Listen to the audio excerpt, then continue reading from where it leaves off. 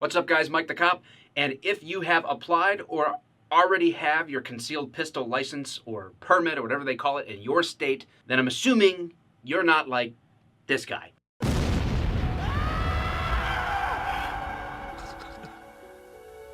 Or this guy. I just shot myself. Or this guy.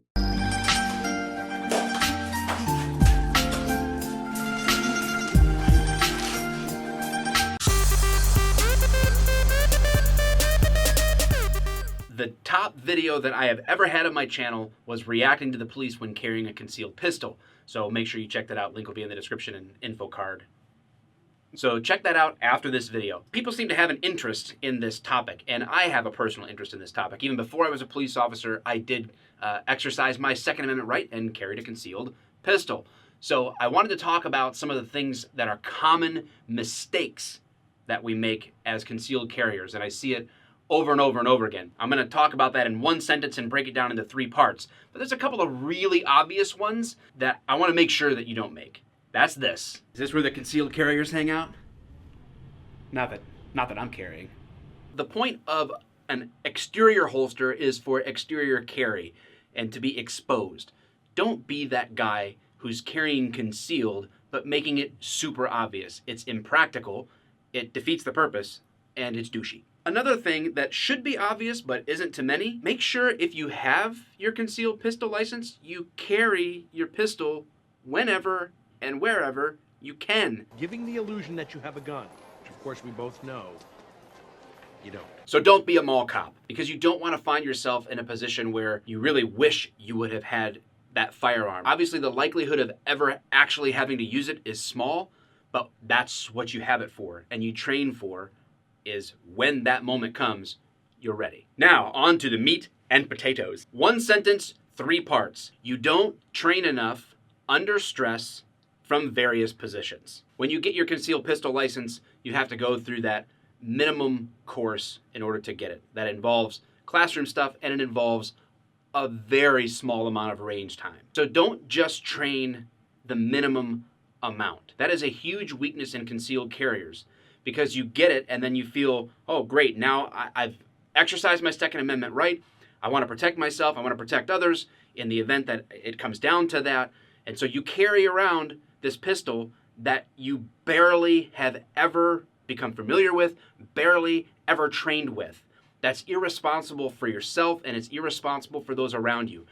Yes, to have it is better than to not have it, but in some circumstances, that perishable skill of shooting, if you lose it, you might actually do more harm to yourself or others than good if you're not ready to actually use it because you haven't been training. Again, it's not like riding a bike and just getting back up on it. You have to train some more. It is a perishable skill that we can't neglect.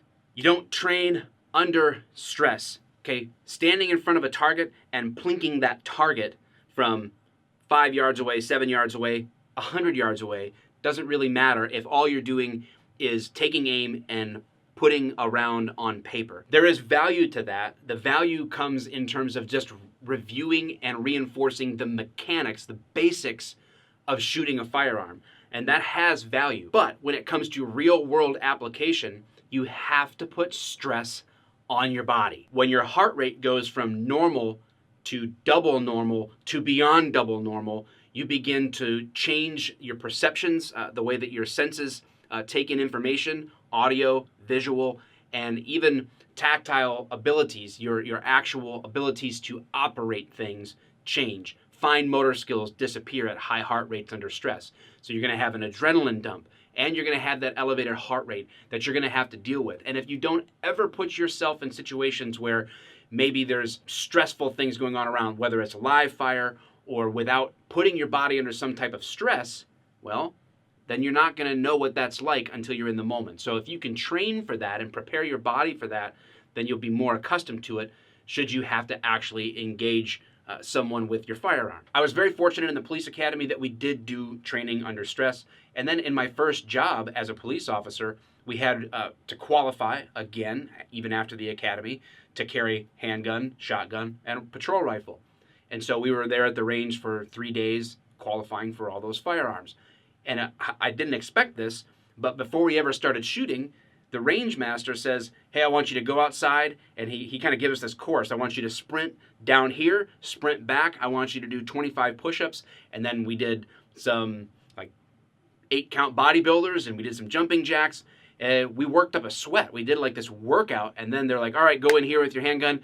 We set up a course of fire, and here it is, and go shoot these targets. I wasn't expecting that, so that created a little bit of stress. And then the heart rate was elevated from exercising for like 10 minutes before I ever pulled the gun from the holster. So it simulated this idea of an increased heart rate and the stressful environment. Now, it's not practical at a lot of common ranges for people to do that. Find some place that you can. Find an outdoor range. Do what it takes to be able to practice. Now, here's the thing. You don't always have to fire live rounds in order to be effective at practicing.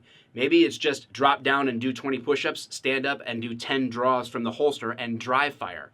You know, you can do different drills that don't involve having to actually fire live rounds that simulate all of those mechanics. Is it optimal to have live fire happening? Yes, it's optimal.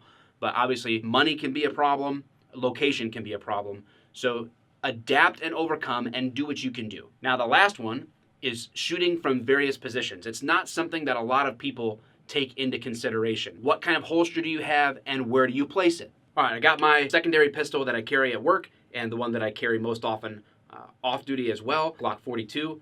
It is safe. Are you my witness, cameraman? Yeah, it's safe. It's safe. We're okay. We've made it safe. So this is, I have a Kydex holster somewhere. I couldn't find it. I haven't carried it in forever. So choosing the right holster for whatever kind of positions you're going to be commonly finding yourself in is really important. I actually ended up paying like $11 for this little Blackhawk holster, and it fits perfectly for what I need and how I carry my firearm most often. So you have to pick that for yourself.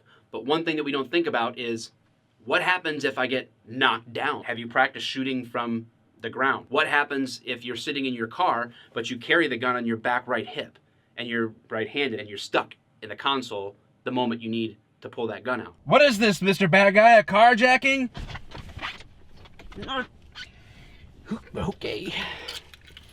You don't have to get crazy and practical with it, like shooting from a tree, or you don't have to get like all operator bro and do barrel rolls and stuff like that. I mean, more power to you if you want to do that. I'm just talking about the day-to-day concealed carry. Have you thought about what happens if I need to use this at my place of employment? What positions might you find yourself in? Do you practice from prone positions, from the knees, from behind cover, from underneath an object? Have you ever done that? Those are the types of positions that I'm talking about thinking through from your common life.